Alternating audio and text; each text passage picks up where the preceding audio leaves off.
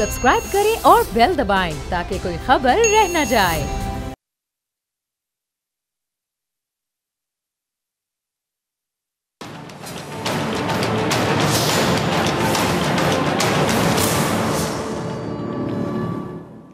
अस्सलाम वालेकुम नाजरीन, मैं हूं डॉक्टर फ़िज़ा अकबर खान और मैं हूं पाकिस्तान और आप देख रहे हैं पाकिस्तान के सबसे बड़े न्यूज़ चैनल का नंबर 1 प्रोग्राम ऐसे नहीं चलेगा। कराची में पानी हम देख रहे हैं कि बेकाबू होकर शहर के कोने कोने में फैल गया है। बारिशों का 90 साला रिकॉर्ड टूट गया है और किसी ने तसव्वुर भी नहीं किया था, यकीन जानिए, कि बादल इस कदर टूट के बरसेगा कि हर सू जल थल हो जाएगा। किसी के जहन में गुमान भी ये नहीं था कि जी बारिशें इस हद तक हो जाएंगी कि हर तरफ पानी ही पानी नजर आएगा और ये सूरत हाल होगी जो आप देख रहे हैं कराची में। जानी नुकसान अलग हुआ और माली नुकसान अलग हुआ। ताजिर बरादरी को अपनी रोजी रोटी की फिक्र है और हम देख रहे हैं कि आम शहरियों की मुसीबतें भी इस बारिश की वजह से बढ़ती जा रही हैं, कम होने का नाम नहीं ले रही। अब ज़रा सोचिए नाजरीन, वो तबका जिनका घर ही सड़क है, जो रात को सड़क किनारे ही अपनी नींद पूरी करते हैं, ज़रा सोचिए उन पर क्या गुजर रही होगी। इस सड़क पर कौन अपनी नींद पूरी करेगा जिसके पास घर नहीं है और घर ये सड़क है। आसमान से बरसता अब्रे रहमत किसी की नाअहलियों की वजह से इनके लिए जहमत बन जाएगा। उन्होंने सोचा ना था इस मुश्किल घड़ी में सबसे ज़्यादा तवज्जो के तलबगार यही लोग हैं जिनका मैं जिक्र कर रही हूँ। और ये भी बिल्कुल दुरुस्त है कि इस बार एक्सपेक्टेशन से हटकर, मामूल से हटकर बादल बरसे, बारिश हुई। इंतज़ामी उमूर में मुश्किलात आना यकीनी सी बात है। इसमें किसी हद तक इंतज़ामी मशीनरी को ज़्यादा तनकीद का निशाना हम नहीं बना सकते, लेकिन ऐसा भी नहीं है कि इनको बिल्कुल ही छोड़ दिया जाए, यानी इनको ज़रा भी कसूरवार ना ठहराया जाए। इनकी भी तो कुछ जिम्मेदारी थी ना। शहर के नालों की सफाई, उन पर से तजावुज़ात का खात्मा, जा बजा गंदगी के ढेर, इनसे शहर की जानखुलासी कराई जा सकती थी ना, लेकिन ऐसा हुआ नहीं। बिजली की तारों से पहले भी जाने जाती रहीं और अब भी जा रही हैं। बारिश ने बिजली के तारों को ठिकाने लगाने से तो नहीं रोका था ना, लेकिन इंतज़ामी तौर पर किसी किस्म का कोई काम हमने अमली तौर पर होते हुए देखा ही नहीं। अब भी मुल्क के सबसे बड़े शहर कराची में गुज़िश्ता रोज़ होने वाली जो तूफ़ानी बारिश है वो थम तो गई, लेकिन शहर के बासियों की मुश्किलात अभी तक ख़त्म नहीं हो सकी। शहर के जितने इलाके हैं, मुतादिद इलाके अब भी ज़ेरे आब हैं और ये जो इलाके हैं, सड़कें हैं, इन पर बारिश का पानी अब भी मौजूद है। और शहर का एक बड़ा हिस्सा, एक तो बारिश और दूसरी परेशानी सुनिए ज़रा, एक बड़ा हिस्सा बिजली की फराहमी से महरूम है। बिजली फराहम करने वाले इदारे के इलेक्ट्रिक, अब सुनने के क्या मौके वो क्या कहते हैं जी, के इलेक्ट्रिक का कहना है कि उनकी टीमें काम कर रही हैं। पानी ज़्यादा होने की वजह से इलाकों में रसाई मुमकिन नहीं रही और के इलेक्ट्रिक के बकौल वो मुसलसल मुतल्लिका इंतज़ामिया से राब्ते में हैं। वो पानी की निकासी तक बिजली की फराहमी बहाल नहीं कर सकते हैं। शहर में सिर्फ पानी जमा होने या बिजली गायब होने से शहरियों को मुश्किलात का सामना नहीं है, बल्कि बारिश के बायस, अब ज़रा सुन लें, मोबाइल नेटवर्क सर्विसेज भी मुतासिर हुई हैं और यकीनी तौर पर लोगों को राब्तों में मुश्किलात का सामना है। मुख्तलिफ इलाकों से शहरियों की जानिब से सिग्नल में तातुल या फिर मुकम्मल तौर पर कुछ इलाकों में नेटवर्क ना होने की शिकायत भी मौसूल हो रही हैं। अब इस हवाले से सनत से वाबस्ता ज़राए ने यह बताया है कि मुख्तलिफ इलाकों में 24 घंटे से बिजली की फराहमी ना होने के बायस मोबाइल टावर्स पर मौजूद जनरेटर्स में ईंधन ख़त्म हो गया और कुछ मकामात पर बारिश के बायस टावर्स और ये जो स्विच रूम्स हैं उनको भी नुकसान पहुँचा है। और आपको ज़रा मैं बताऊं कि एक निजी सेलुलर कंपनी के तर्जुमान ने कहा है, उनके मुताबिक सैलाबी सूरत हाल के बायस शहर के मुख्तलिफ मकामात पर इंफ्रास्ट्रक्चर को बहुत नुकसान पहुंचा है। अच्छा नाजरीन, ये हकायक आपने सुने जो हो रहा है, बेचारे कराची वाले इस तमाम सिचुएशन को फेस कर रहे हैं। मैं अक्सर ये सोचती हूँ कि कराची ने हमेशा से ही बहुत बुरा वक्त देखा है। यहाँ टारगेट किलिंग एक बहुत बड़ा मसला था। आए रोज़ कराची खून में नहा जाता था। रोज़ कोई ना कोई मासूम अपनी जान से हाथ धो बैठता था और मुख्तलिफ विंग्स एक दूसरे के खून बहाने के दर पे थे। फिर हुआ यूं कि कुफर टूटा खुदा करके और यूं पाक फ़ौज की मदद से शहर में जो बदअमनी की लहर जारी थी वो ख़त्म हुई।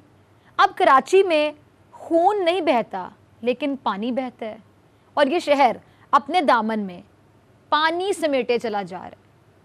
अब कराची के दावेदार इसके वारिस होने का दावा तो करते हैं, दावा करते नहीं थकते, लेकिन महज दिखावे, सिर्फ दिखावे। असल मायनों में अब तक कराची का कोई वारिस, कोई हमदर्द, कोई हमनवा है ही नहीं। है तो बताएं, आपने देखा कोई? कराची वाले जो देख रहे हैं बताएं कौन है? बहुत मुश्किल सवाल है यकीनी तौर पे। आज पाक फौज जिसे सियासत के नाम पर तनकीद का निशाना बनाया गया, उनको बुरा भला कहा गया, आज वही शहर कायद के दामन से पानी निकाल रहे हैं। तो फिर अवामी नुमाइंदे कहाँ गए? सियासतदान कहाँ गए? कराची के ठेकेदार, दावेदार किधर गए कि मैं वारिस, मैं वारिस, मैं वारिस?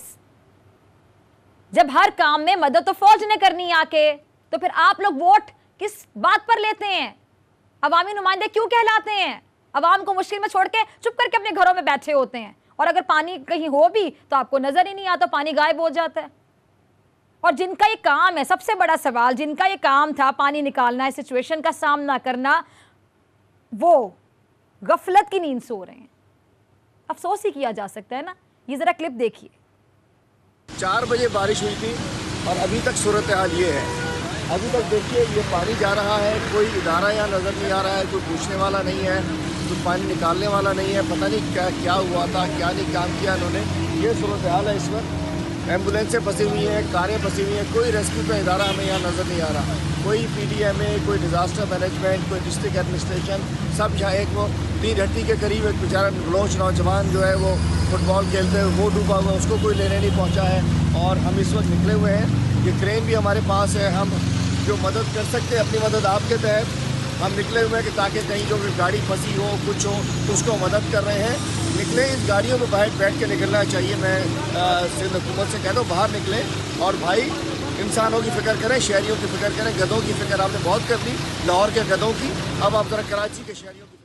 अब ज़रा सुनिएगा, शहर की लोकल इंतज़ामिया जिसे फौरी तौर पर रेस्क्यू करना चाहिए, जितने भी वसाइल हो उनको फौरी तौर पर यहाँ पहुँचना चाहिए, लेकिन ऐसा हुआ नहीं।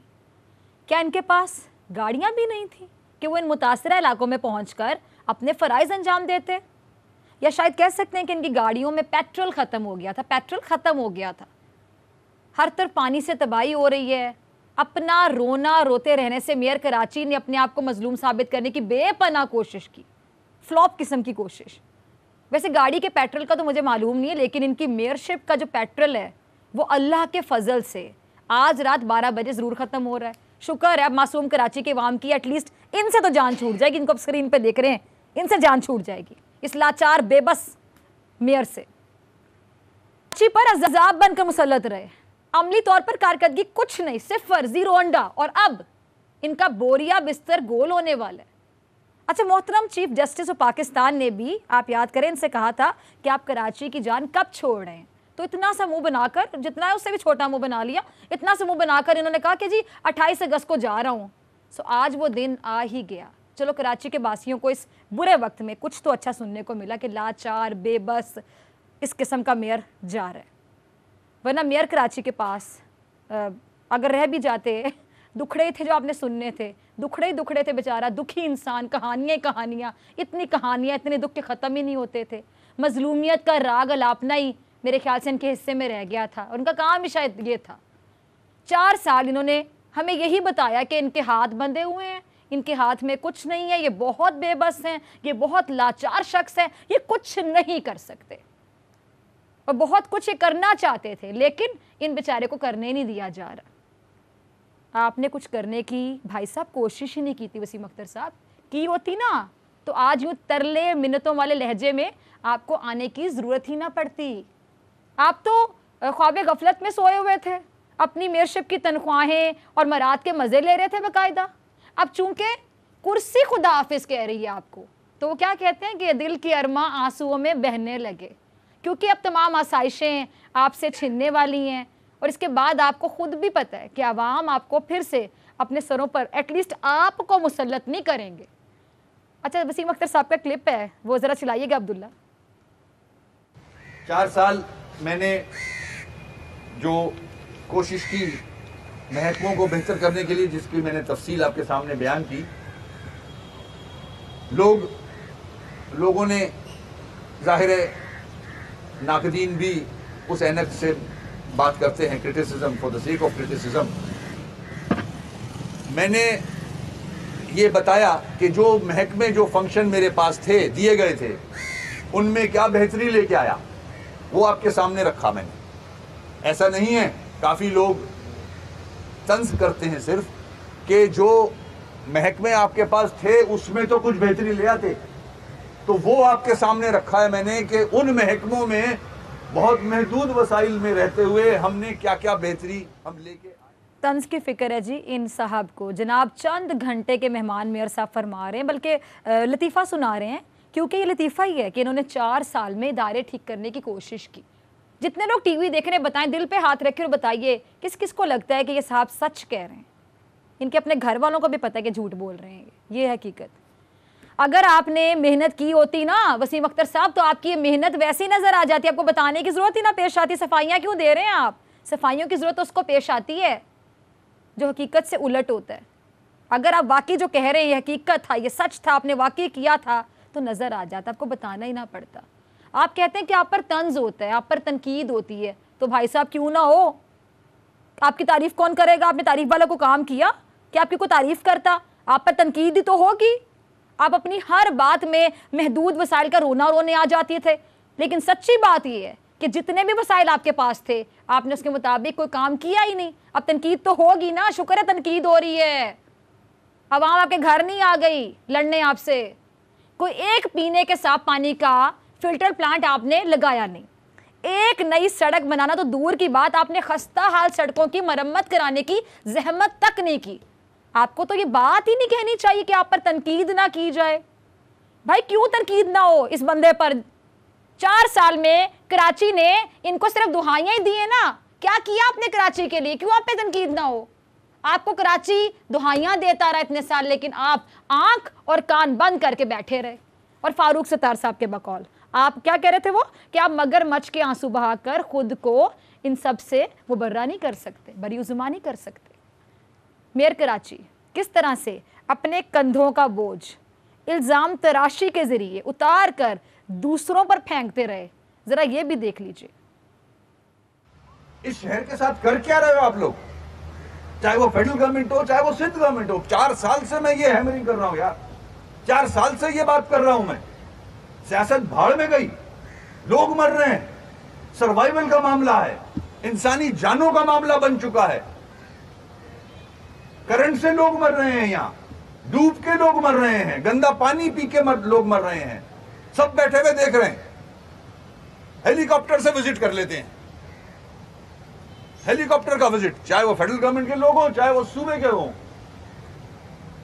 जाए ना बल्दिया के अंदर, जाए औरंगी के अंदर, जाए कोरंगी के अंदर, किस हाल में लोग जिंदगी गुजार रहे हैं। फिर अस्पतालों का क्या हाल है? जो बीमारियां होंगी, जाएगा कहां गरीब? या तो जहर मिलाओ पानी में, कराची के लोगों को मारो, जान छुड़ाओ, और अपनी मर्जी के लोग बसा दो यहां, कहीं से ले आओ। कराची के लोग मर जाएंगे, जान छूट जाएगी उन लोगों की। क्या चाहते हो इस शहर से? लूट भी रहे हो, एटीएम मशीन बनाया हुआ इस शहर। कहते हैं सियासत, अब तो बाकी सियासत की आपको फिक्र ही नहीं होगी, कुर्सी तो जा रही है। मुझे बहुत दुख हुआ, यकीन जानिए, इनकी हालत देखकर। जब से इन्होंने मेयरशिप की कुर्सी संभाली उस वक्त से लेकर आखिरी दिन तक इस साहब का रोना ख़त्म नहीं हुआ। कहते हैं कि कराची वालों के साथ क्या कर रहे हो? किससे कह रहे हैं सरकार? ये सवाल अपने आप से पूछते तो शायद फाल तरीके से कराची के लिए कुछ कर जाते। ये ज़बानी कलामी शहर के लिए दर्द रखने का तासुर अब ना दें, बहुत फजूल है, अब तो वक्त गुजर गया।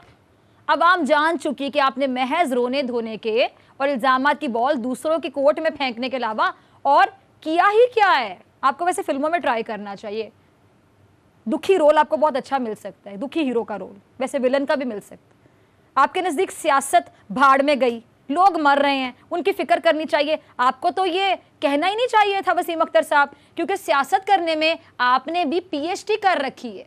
आपको याद कराती चलूँ कि आपने मुस्तफ़ा कमाल को, याद करें ज़रा नाजरीन, इन्होंने मुस्तफ़ा कमाल को DG गार्बेज लगाने का सियासी कार्ड खेला था और उन्होंने ओहदा कबूल करके काम शुरू कर दिया था, क्योंकि आपसे बेहतर काम करता है वो बंदा। ये बात बिल्कुल सही है, क्लियर है, आपसे बेहतर काम करता, कोई दो राय नहीं है। और आपने उनसे फौरी तौर पर ओहदा वापस भी ले लिया। क्यों? दिमाग की गेम थी ना, आपने ओहदा वापस ले लिया क्योंकि आपको लगा कि वो भाग जाएंगे और आप ये जिताने में कामयाब हो जाएंगे कि काम करना तो बहुत मुश्किल है क्योंकि हालात इतने संगीन है कि कोई जिम्मेदारी लेने को तैयार ही नहीं है। लेकिन आपके पर मुस्तफ़ा कमाल ने पानी फेर दिया। ये होती है सियासत जो आपने मुस्तफ़ा कमाल के साथ की। और आपने दूसरों पर इल्ज़ाम लगाए कि आपको काम से रोका गया, आप तो करना चाहते थे, आपको तो नीयत है, आपको कोई करने ही नहीं दे रहा। ये होती है इल्ज़ामात की सियासत जो आपने बाखूबी अंदाज में की। अब सियासत की बात रही, बात सियासत है, सियासत की बात मत करें। आपके मुंह से बातें अच्छी नहीं लगती। करंट लगने से डूबकर लोग पहले भी अपनी जानें खोते रहे थे, पहले भी खोते रहे थे। तब ये दर्द कहाँ था? हमें क्यों ना दिखाई दिया, क्यों ना सुनाई दिया आपकी बातों में वसीम अख्तर साहब? और इसमें कोई दो राय नहीं है कि सिंध के तमाम ठेकेदार सिर्फ तमाशा देखते रहे और आप भी यही काम करते रहे। तो फिर फ़र्क क्या रह गया? डिफरेंस क्या आप में और उनमें जिन पर आप तनकीद कर रहे हैं? तनकीद तो कोई ऐसा करे ना जो आपका भी डसा हुआ हो और उनका भी डसा हुआ हो। आप उन पर तनकीद करें या वो आप पे तनकीद करें, आप सब तो एक जैसे। अच्छी लगेगी तनकीद? उस काम पे तनकीद जो आप खुद भी करते रहे, जिसमें आप खुद भी शामिल रहे। अब ज़रा खुद सोचिए। आप फरमा रहे हैं कि हेलीकॉप्टर का विजिट कर लेते हैं लोग, चाहे वो विफाक के वुज़रा हों या वो सूबाई वुज़रा हों। शायद आपका इशारा वज़ीर आला पंजाब उस्मान बुज़दार की तरफ है। अच्छा, उनसे लाख इख्तलाफात होंगे, मुझे उनसे लाख इख्तलाफात होंगे, लेकिन पंजाब में बारिश की वो सूरत हाल नहीं है। और उन्होंने पंजाब में जो वाटर स्टोरेज टैंक बनाए, आपको पता होगा, ताकि बारिश का पानी वहाँ जमा हो जाए, उससे शहर में सैलाब भी नहीं आएगा और पानी भी इस्तेमाल होता रहेगा, काबिल इस्तेमाल रहेगा। इसको कहते हैं क्या? एक तीर से दो शिकार। लेकिन आपने तो सिर्फ आवाम का शिकार किए। कराची के अवाम को आप मार ही तो रहे हैं। और क्या कर रहे हैं? अच्छा, टारगेट किलिंग से ना सही, कुत्ते काटने की वैक्सीन ना मिलने पर लोग मर रहे हैं, तो कभी फिर गंदा पानी पीकर, कभी करंट लगने से बेचारे, कभी डूबकर लोग अपनी जानें गंवा रहे हैं। और रही कराची को एटीएम समझने वाली बात, तो आपने भी इसे एटीएम तो समझा था।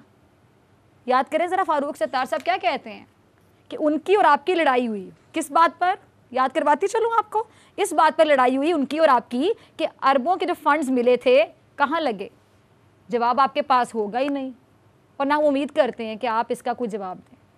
अब आप कराची की जान छोड़ रहे हैं, हमारे लिए इतना ही काफ़ी है, कराची वालों के लिए इतना ही काफ़ी है। दुख की घड़ी में ये बड़ी अच्छी खबर मिली उन्हें कि आप जान छोड़ रहे हैं। कराची की अबतर सूरत हाल पर गवर्नर सिंध जनाब इमरान इस्माइल साहब ने भी इजहार किया है अपने ख्यालात का। ज़रा ये क्लिप मुलाहिज़ा कीजिए। अच्छा जी, कराची में हंगामी सूरत हाल है और इस हंगामी सूरत हाल में हंगामी इक़दामात करना होंगे। ये मेरा कहना नहीं है, गवर्नर सिंध साहब का कहना है। और जो हमें नज़र आ रहा है तो मैं यही कहूँगी कि बिल्कुल दुरुस्त कह रहे हैं वो। पाक फ़ौज के जवान मैदान में है जी, मसरूफ़ है काम में, जो लोगों की ज़िंदगियाँ बचाने में लगे हुए हैं, लोगों को डूबने से बचा रहे हैं। और कोई सरकारी मशीनरी फ़ाल नज़र आ ही नहीं रही। यहाँ पानी सर के ऊपर से नहीं बल्कि पूरे शहर के ऊपर से गुजर रहा है, लेकिन अब भी मुतल्लिका हुकाम को होश ही नहीं आ रहा। कराची का जो बचाना है वो नागुज़ीर है। अगर हालात ऐसे ही रहे तो सोचें ज़रा, तो कराची के लिए खुदा ना ख्वास्ता हालात मज़ीद अबतर से अबतर अगर होते चले जाए तो फिर कौन लेगा जिम्मेदारी? कोई भी नहीं लेगा इनमें से जिम्मेदारी। अगर सिंध और विफाक अपने तमाम इख्तलाफात को भुलाकर एक होकर कराची के लिए काम करें तो यकीनी तौर पर यह शहर मुश्किल से बाहर आ जाएगा। लेकिन अली ज़ैदी साहब कुछ और ही कहानी बयान करें। ये ज़रा अली ज़ैदी का क्लिप भी चलाइएगा। टाइम आ गया है एक्शन का कि सिंध हुकूमत जिसके पास एग्जीक्यूटिव अथॉरिटी है इस सूबे में और 12 साल से ज़्यादा एग्जीक्यूटिव अथॉरिटी है, 5 दफ़ा हुकूमत कर चुके हैं, तो एग्जीक्यूटिव अथॉरिटी के अंदर अगर इस तरह के एग्जीक्यूटिव डिसीजन लिए जाएंगे जो आपको पूरे कराची में नज़र आ रहे हैं या पूरे सिंध में नज़र आ रहे हैं इनफैक्ट, तो फिर ये एग्जीक्यूटिव अथॉरिटी को इस तरह तो नहीं डूबने देंगे ना। इसलिए प्राइम मिनिस्टर साहब इमरान खान साहब ने एनडीएमए को डायरेक्ट किया था कि जाके फटाफट यहाँ पे काम शुरू करें। वक्त बहुत कम था, बारिश पहले आ गई और एक पूरे प्लान के तहत वो काम करेगी।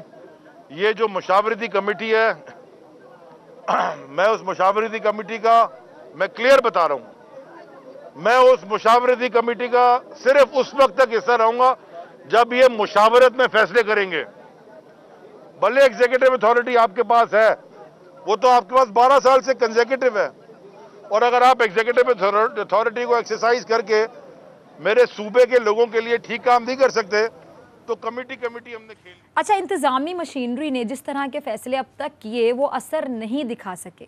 कराची के मसले से निकालने के लिए वो दुरुस्त और मुफीद साबित नहीं हो रहे। अब दुरुस्त फैसले करने की ज़रूरत है और फौरी एक्शन की भी ज़रूरत है। अली ज़ैदी साहब कहते हैं कि जी मुशावरती कमेटी में फ़ैसले मुशावरत से होने चाहिए और अगर फ़ैसले मिलजुल कर नहीं होंगे तो वो इस कमेटी का हिस्सा भी नहीं रहेंगे। अच्छा, ये बात दुरुस्त है कि सिंध हुकूमत के पास एग्जेक्टिव अथॉरिटी है, लेकिन कराची की सूरत हाल देखकर सबको मिल बैठ कर यहाँ के शहरियों को मुश्किल की दलदल से निकालना है। अच्छा, वो ऐसा इसलिए कह रहे हैं कि उनको भी नज़र आ रहा है कि सिंध हुकूमत हो, लोकल गवर्नमेंट हो या खुद PTI, कोई भी अकेले काम नहीं कर सकता, मिल बैठकर काम करना होगा। इस वक्त ज़रूरत इस बात की है कि एक दूसरे पर इल्ज़ाम तराशी करने की बजाय कराची का सोचा जाए, लोगों को डूबने से बचाया जाए, इस सिचुएशन से निकाला जाए। और हम उम्मीद करते हैं कि सब अपने इख्तलाफात को भुलाकर कराची के लिए काम करेंगे, कराची के लिए एक पेज पर होंगे। और मुराद अली शाह साहब भी कुछ इसी तरह की उम्मीद का इजहार कर रहे हैं, उनका क्लिप भी ज़रा देखिए। फेडरल गवर्नमेंट से भी उनके सामने भी अर्ज़ रखेंगे। प्राइम मिनिस्टर साहब ने कल रात को बात की थी और प्राइम मिनिस्टर साहब ने कहा है कि जी हम पूरी मदद करेंगे और पूरे सिंध के लोगों की फ्लड्स में 2010 के जो मदद की गई थी उसी तरीके से फेडरल गवर्नमेंट से हम उम्मीद रखते हैं कि इस नेचुरल डिज़ास्टर में वो सिंध के अवाम के साथ रहें। ये एक नेशनल डिज़ास्टर है, नेचुरल डिज़ास्टर के अलावा। अच्छा जी, वज़ीर आला मुराद अली शाह साहब और उनकी हुकूमत पर हमने बहुत तनकीद की, लेकिन ये तनकीद बराए इस्लाह थी, तनकीद बराए तनकीद नहीं। अब आपने विफाक के साथ मिलकर काम करने का फ़ैसला किया तो इसको हम भी खुश आमदीद कहेंगे। आपने खुद कहा कि वज़ीर आज़म ने आपको फ़ोन किया और मदद की यकीन दहानी करवाई और वो बहुत जल्द खुद मुतासिरा इलाकों का दौरा भी करेंगे। अब तो आपको वज़ीर आज़म से यकीनन कोई शिकायत नहीं होगी कि वो आपसे मिलते नहीं हैं जब वो कराची आते हैं, लेकिन अब उन्होंने खुद आपको फ़ोन किया और आपके साथ पूरा ताउन करने का वादा भी किया। इसलिए हम भी उम्मीद करते हैं कि अब आप और विफाक, आप भी और विफाक भी आपस में लड़ेंगे नहीं, बल्कि कराची के लिए आप लोग मिलकर तमाम इख्तलाफात को भुलाकर एक पेज पर आकर मिलकर काम करेंगे, क्योंकि कराची को आप सबकी ज़रूरत है। अब कराची के साथ खड़े होने का वक्त है, आपस के इख्तलाफात को भुला दें। अब कराची मज़ीद किसी भी पॉइंट स्कोरिंग का मुतहम्मिल नहीं हो सकता, अब ऐसे नहीं चल सकता। मिलते हैं ब्रेक के बाद।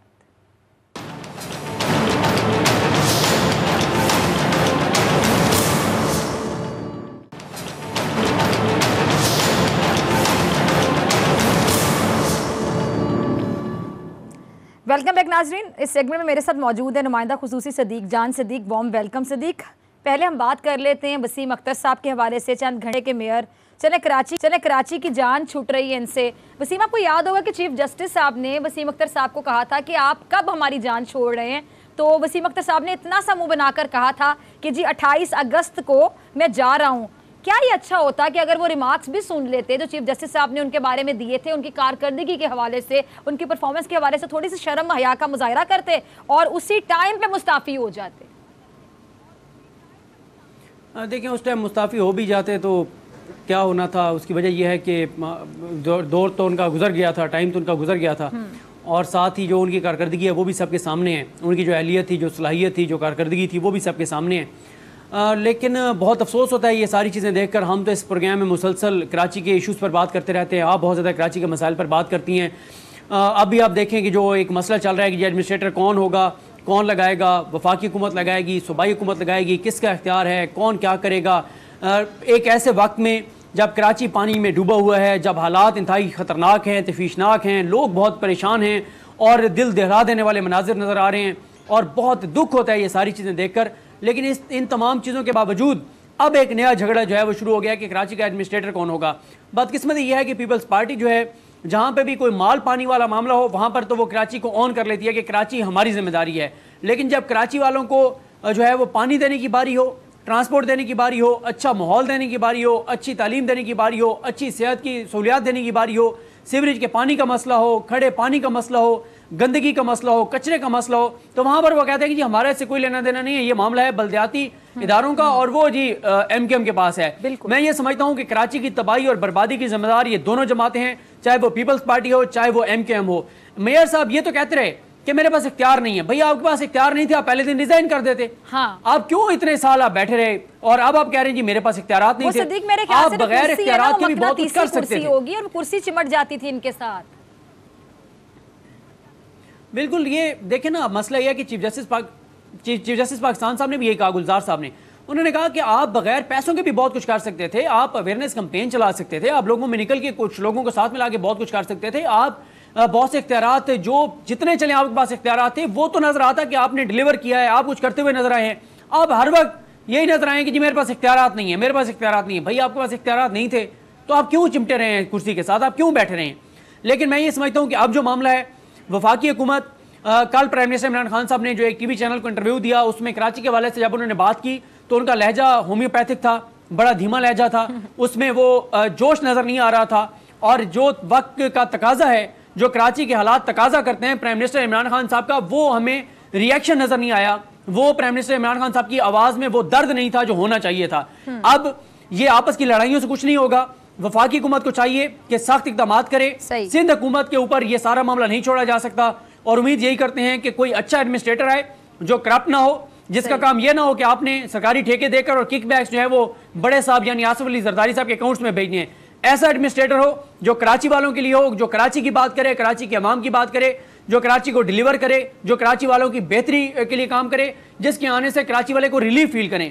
अगर ऐसा नहीं होगा तो कराची के लोग पहले ही बहुत दर्द में हैं, बहुत मुश्किल में है, बहुत गुस्से में है। तो ऐसा ना हो कि लोग जो हैं वो किसी भी हुकूमत को मानने से इनकार करें और फिर लोग सड़कों पर हों और ऐसी हालात जो है वो पाकिस्तान अफोर्ड नहीं कर सकता। अच्छा, यही बात आपके वाली कि लोग सड़कों पर ना हो, ऐसे हालात ना आए। अब वसीम अख्तर साहब कहते हैं मुझ पे तनकीद की जाती है, मेरा मजाक उड़ाया जाता है।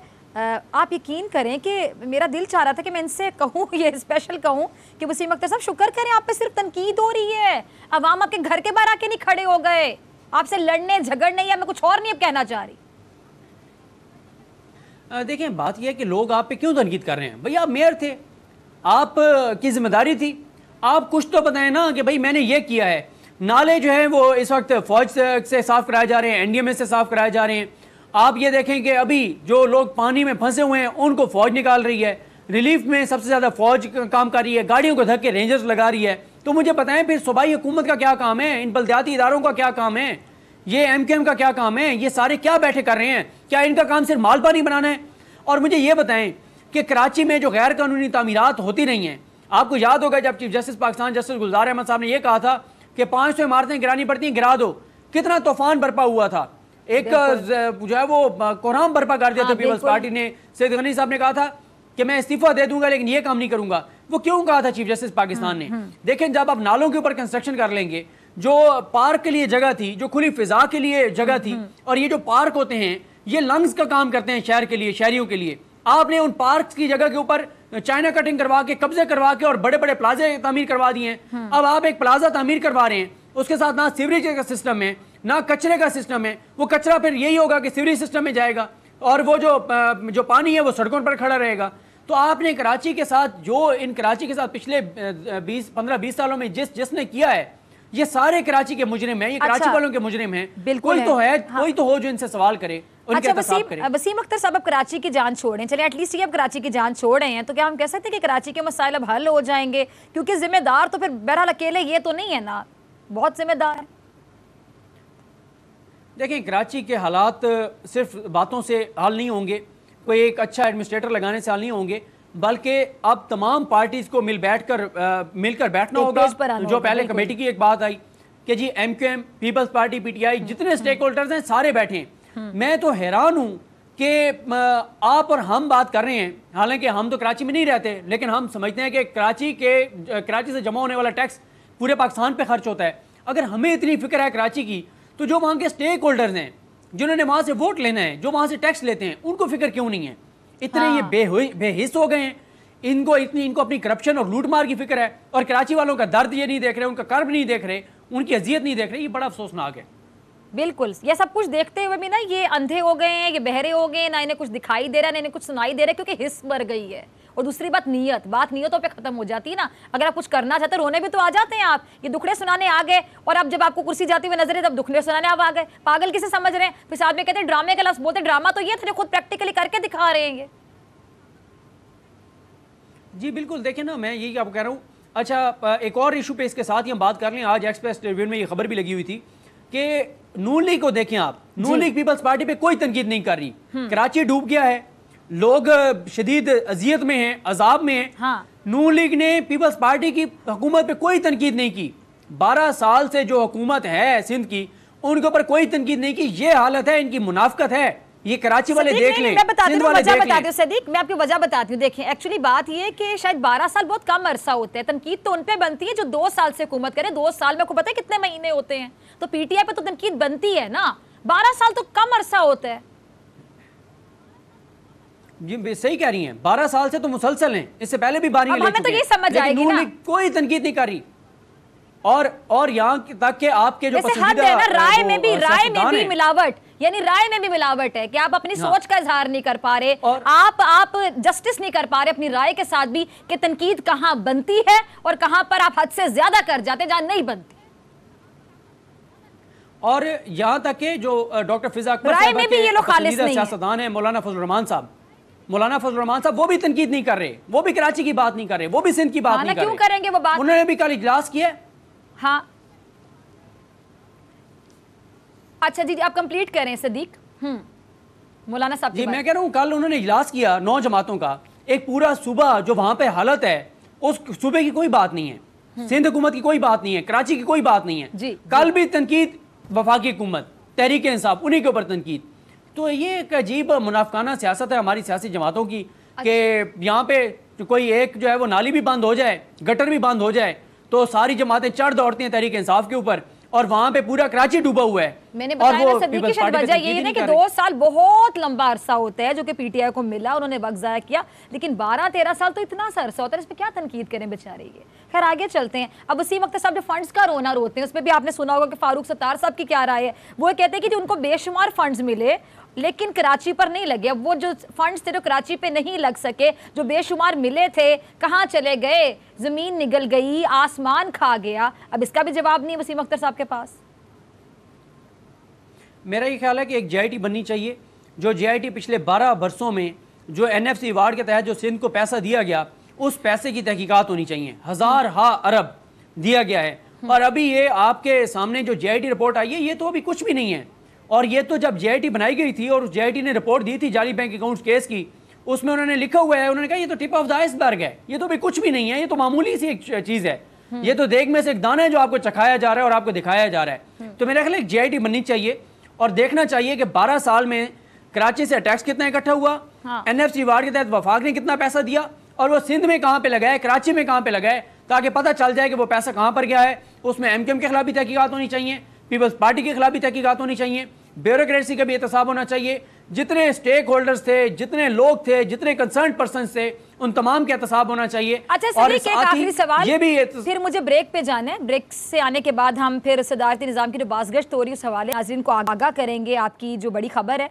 ब्रेक पे जाने से पहले एक आखिरी सवाल मैं पूछना चाहूँगी कि जब भी कुछ जाने लगता है या जब भी किसी को अपनी कुर्सी जाती हुई दिखाई देती है, तो तभी वो तमाम हकायक क्यों बयान करने आ जाते हैं? अल्लाह जानता है वो भी हकायक होते हैं नहीं होते। अब जैसे रोना रोने आ गए वसीम अख्तर साहब, जब तक ये कुर्सी को एंजॉय करते रहते हैं तब तक ये एंजॉय करते रहते हैं। 20 सेकंड में जरा रिप्लाई कर दें, जवाब दे दें, उसके बाद फिर हम ब्रेक पे जा रहे हैं। और अब इनका ज़मीर जागा, ये ज़मीर नहीं जागा, ये ड्रामे कर रहे हैं, अब अदाकारी कर रहे हैं, फनकारी कर रहे हैं। ठीक है जी, ब्रेक से आने के बाद हम बात करेंगे बड़ी खबर सदारती निज़ाम के हवाले से।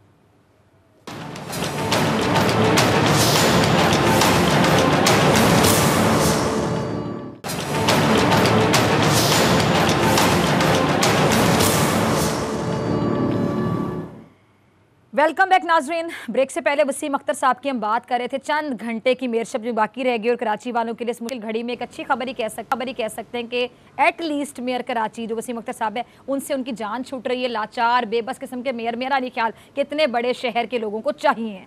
अच्छा, अब अगले टॉपिक की तरफ आते हैं सदीक। बड़ी खबर कि एक मरतबा फिर मुल्क में सदारती निज़ाम की बाज़गश्त हो रही है और ये सुनाई दे रही है सुप्रीम कोर्ट में सदारती निज़ाम के हवाले से। सदीक, क्या पिटीशन दायर की गई है? जी बिल्कुल, ये एक पिटीशन तो दायर हुई है जो कि एक शहरी है डॉक्टर सादिक अली, उनकी जानिब से की गई है। लेकिन जो मैं देख रहा हूँ कि ये बहुत ज़्यादा बात होने लगी है सदारती निज़ाम के ऊपर, ख़ास तौर पे सोशल मीडिया पे भी एक ये बहस बन गई है और ऐसा जो है वो बहुत लोग तासुर दे रहे हैं कि शायद जो है वो पाकिस्तान सदारती निज़ाम की तरफ जा रहा है। लोगों की ख्वाहिश हो सकती है, उसकी वजह यह है कि हमारी जो पार्लिमानी निज़ाम है, जब उसने डिलीवर नहीं किया, जब उन्होंने लोगों का दर्द और दुख कम नहीं किया, जब उन्होंने लोगों को वो बुनियादी सहूलियात नहीं दी, आइन ने जो वादे किए थे लोगों से जो हकूक़ देने के, जब उनको हक नहीं मिला, जब सेहत, तालीम, इंसाफ, रोज़गार, जान माल का तहफ़्फ़ुज़, ये चीज़ें नहीं मिली, तो लोग ये समझते हैं कि इस निज़ाम को तब्दील होना चाहिए और उनको एक उम्मीद नज़र आती है सदारती निज़ाम में।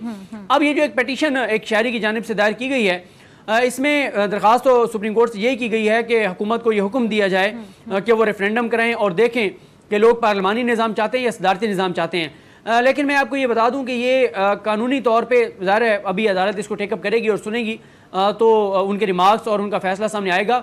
लेकिन जो रिलीफ और ये जो मुतालबा किया गया है वो इतना आसान नहीं है। इससे पहले बहुत बार सदारती निज़ाम के ऊपर बहस हो चुकी है, लेकिन आप ये देखें कि अगर ये हुकूमत रेफरेंडम के लिए भी अगर 2/3 ये रेफरेंडम भी कराना चाहती है तो उसके लिए भी 2/3 मेजॉरिटी इनको चाहिए होगी ये हुक्म जारी करने के लिए। यहाँ पे तो सूरत हाल ये है कि FATF के ऊपर कानून साजी होनी थी, एक ऐसी कानून साजी जो मुल्की मफाद में थी, जो कौमी मफाद में थी, जो पाकिस्तान के लिए थी, जो पाकिस्तान को ब्लैक लिस्ट से बचाने के लिए और ग्रे लिस्ट से निकालने के लिए थी। वो भी आपने देख लिया कि अपोजिशन ने उस मामले में भी हुकूमत को शिकस्त दे दी और वो FATF के ऊपर कानून साजी नहीं होने दी।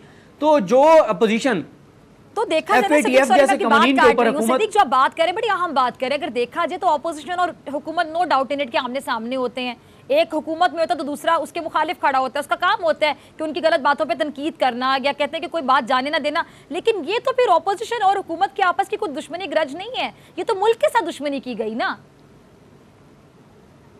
यही वजह है कि इमरान खान साहब इस वक्त बहुत बरहम है और नेक्स्ट वीक में इस हवाले से ज्वाइंट सेशन होने जा रहा है और उस ज्वाइंट सेशन में ये लाया जाएगा। लेकिन एक बात ध्यान में रखें कि ज्वाइंट सेशन में भी अपोजिशन की तादाद ज़्यादा है। यही वजह है कि अब हुकूमत नून लीग और पीपल्स पार्टी में ऐसे लोग जो कि जिनके पहली प्रायोरिटी जो है वो उनकी लीडरशिप नहीं पाकिस्तान है, जिनकी मोहब्बत नवाज शरीफ साहब और जरदारी साहब से ज़्यादा पाकिस्तान के साथ है, जिनके लिए मुल्की मफाद जो है वो अजीज़ है किसी अपनी लीडरशिप के माली मफाद के, उनको हुकूमत की जानिब से ये मुतालबा किया जा रहा है कि आप जो है वो अपने ज़मीर की आवाज़ पे लब्बैक कहते हुए आप हमारे साथ चलें, आप इस कानून साजी के हक़ में वोट दें। क्योंकि अगर ये कानून साजी खुदा न खास्ता ना हुई तो इसकी पाकिस्तान को बहुत भारी कीमत चुकानी पड़ जाएगी और भारत ये चाहता है कि पाकिस्तान ये कानून साजी ना कर सके। और पाकिस्तान के पास बहुत कम दिन रह गए, 15 सितंबर तक की डेडलाइन है, पाकिस्तान को 15 सितंबर से पहले ये कानून साजी करके और रिपोर्ट जो है वो FATF के पास जमा करानी है।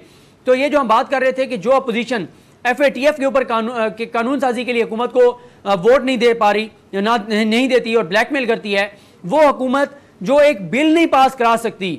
देखें, बिल होता है कि आपने सिंपल मेजॉरिटी के साथ करना होता है, यानी अगर हुकूमत के जो है वो अगर अपोजिशन के 170 लोग हैं तो हुकूमत के 171 होने चाहिए, सादा अक्सरियत से उनको पास करानी होती है। तो जो हुकूमत बिल नहीं पास करवा सकती वो 2/3 मेजॉरिटी के साथ रेफरेंडम का कैसे ऑर्डर करवा सकती है? तो ये ख्वाहिश जरूर हो सकती है, सोशल मीडिया पे बहस जरूर हो सकती है और सोशल मीडिया पे भी जाहिर है एक टॉपिक चाहिए होता है कि कोई ना कोई नई चीज से नई चीज चलती रहे। लेकिन ये इतना आसान नहीं है। एक सवाल ज़हनों में आता है सदीक कि अगर सोशल मीडिया पे सब बहस चल रही है, आम आवाम के लिए एक प्लेटफॉर्म है, वो वहाँ अपनी राय का वो इजहार करते हैं, कई बार बहुत नेगेटिविटी फैलाई जाती है, इस पर बड़ा अफसोस करते हैं। हमने भी प्रोग्राम्स की 1-2 आपने और मैंने कि वो बहुत गलत होता है कि किसी की भी आप करैक्टर एसोसिएशन शुरू कर देते हैं, जाली अकाउंट्स बने होते हैं आपके नाम से मेरे नाम से, जितने भी लोग TV पर आते हैं शख्सियात ऐसी होती हैं जो कि किसी तारुफ की मोहताज नहीं होती, सेलिब्रिटीज़ होते हैं, एंकर्स होते हैं, रिपोर्टर्स होते हैं, एक्टर्स होते हैं, सियासतदान होते हैं, उनके नकली अकाउंट्स बने होते हैं और वहाँ से कोई ट्वीट कर रहे होते हैं, कुछ भी किया जाता है कि गलत बात है। लेकिन मुझे बताइएगा कि अब जो इस ख्वाहिश का इजहार कर रहे हैं कि सदारती निज़ाम होना चाहिए, ये मौजूदा निज़ाम पर, जो करंट निज़ाम है, इस पर कितना बड़ा सवालिया निशान है कि अवाम मुकम्मल मायूस हो गए सिस्टम से कि सदारती निज़ाम की बाज़गश्त सुनाई देने लगी। बिल्कुल मायूस तो हैं अवाम। हमने अभी पिछले सेगमेंट में कराची की बात की है, कराची के आप हालात देख लें। आप कराची वालों से आप जाके पूछें कि जी आप 18वीं तरमीम आपको पसंद है, तो वो क्या कहेंगे? वो ऐसे आगे से जवाब देंगे कि वो आप अपने प्रोग्राम में नहीं चला सकती, हम TV पे नहीं सुना सकते जो वो 18वीं तरमीम के सवाल पे जवाब देंगे। भाई लोगों को क्या लेना देना 18वीं तरमीम से? 18वीं तरमीम आपने की किस लिए की? कि जी वफाक से इख्तियारात आ गए सूबों के पास, पैसा आ गया सूबों के पास, वो पैसा जो आपने आगे तहसील लेवल तक लेके जाना था, जो आपने डिस्ट्रिक्ट लेवल पर लेकर जाना था, जो आपने लोगों पे खर्च करना था, वो पैसा कहाँ गया? अदीब फरियाल तालपुर साहब के अकाउंट में। वो पैसा कहाँ गया? वो जरदारी साहब के अकाउंट में। सिद्दीक, आपने मेरे वो दिल की बात पैसा कहाँ गया? कि वाकई 18वीं तरमीम की भी जब बात की जाए ना, तो वो लेने की हद तक आप कह सकते हैं कि 18वीं तरमीम जब अपने फंड्स लेने, अपने पैसे लेने, जब लगाने की बारी आएगी ना, तो कौन सी 18वीं तरमीम? अवाम को क्या मिला? कराची की हालत देख लें आप, एक बारिश तो संभाली नहीं जाती इनसे। बिल्कुल ऐसे ही है। तो आप देखें ना, लोगों को, लोग तो कहते हैं कि भाई हमें क्या मिला, मुझे क्या मिला? क्या अगर मेरे साथ कोई जुल्म या ज्यादती नाइंसाफी हुई है, मैं थाने में गया हूं, क्या पुलिस ने FIR दर्ज की? क्या पुलिस इज्जत से पेश आई? किसी सरकारी दफ्तर में गया, ब्यूरोक्रेट ने अच्छे तरीके से रिसीव किया, काम किया? वो ब्यूरोक्रेट, वो पुलिस जिनको तनख्वाह हमारे टैक्स के पैसों से मिलती है, क्या मैं अदालतों में गया, मुझे इंसाफ मिला? यहाँ पे तो 25-25, 30-30, 40-40, 50-50 साल केसेस चलते रहते हैं। एक नस्ल का फैसला तीसरी नस्ल में जाकर आता है और वो भी खिलाफ आता है। यहाँ पे वकील करने हैं, कितने मुश्किल हैं, कितनी फीसें हैं।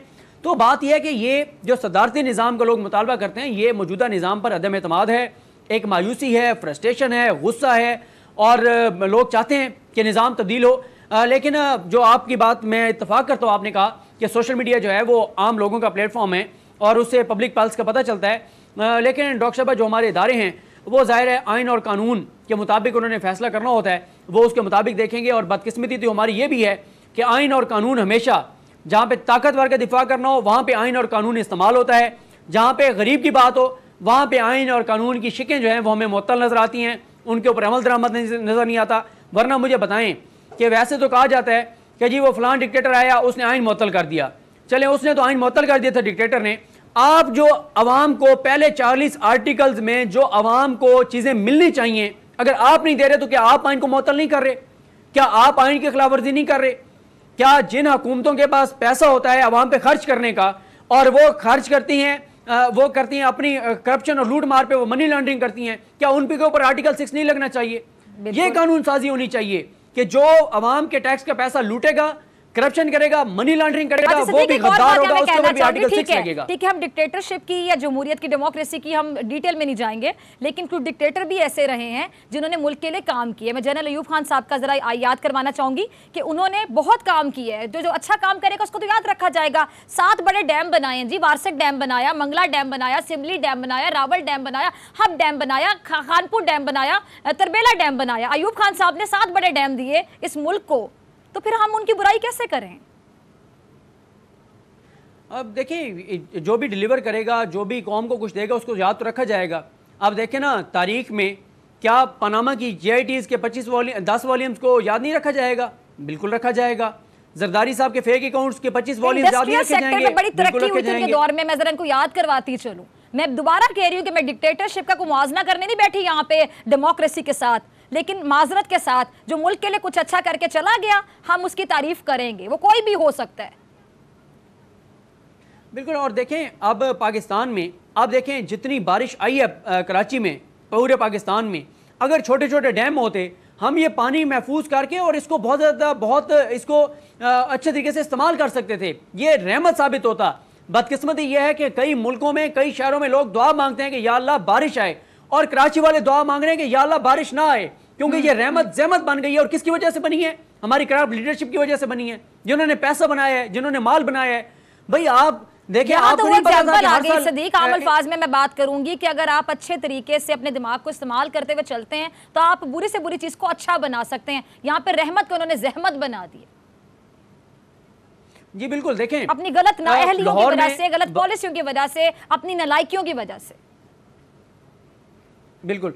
आप देखें, लाहौर में बारिश आती है, वहां पे भी पानी इकट्ठा होता है, इसमें कोई शक नहीं है, लेकिन उन्होंने कम से कम इनिशिएटिव तो लिया है ना। बिल्कुल। उन्होंने एक टैंक बनाया है जिसमें 14 लाख गैलन पानी जो है वो जमा किया है। हाँ। बाकी भी 3 और पॉइंट्स पे बना रहे हैं, और टैंक बनेंगे।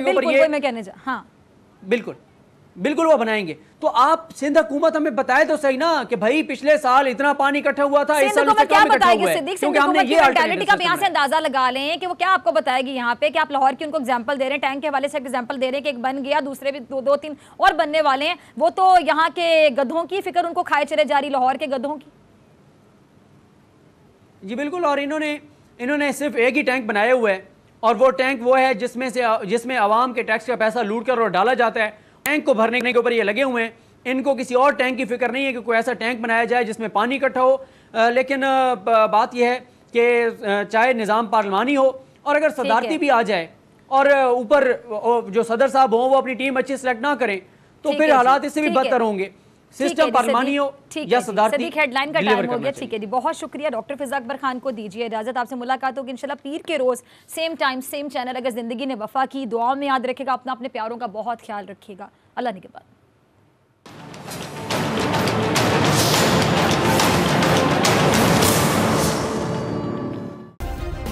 सब्सक्राइब करें और बेल दबाएं ताकि कोई खबर रह न जाए।